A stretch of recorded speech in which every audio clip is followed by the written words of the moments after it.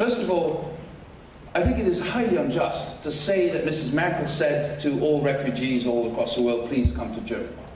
What Mrs. Merkel did, frankly, was at a moment of huge crisis in Europe, because of people fleeing this atrocious war in Syria, and some European states closing their borders, the huge crisis was that people threatened to get stuck.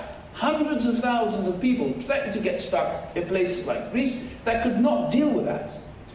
And some countries believe that by building fences, at least they will be unaffected by all of this.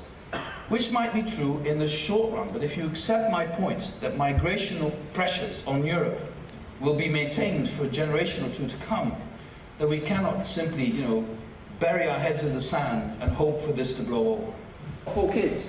How desperate does a parent need to be to send their children on their own on a perilous voyage to Europe to end up God knows where? How desperate are you if you do that? So we need to do something about that desperation if we want this to stop. Sustainable economic model. Young people will say, yes, we need to make sure that the Paris agreements are a success. Young people will say, yes, we need to make sure that every girl in Africa goes to school. Young people will say, yes. And these are the political propositions we need to put on the table. Far more concrete, not molded into some form of more Europe, less Europe. Very often in communicating Europe, this has been the mistake we've made.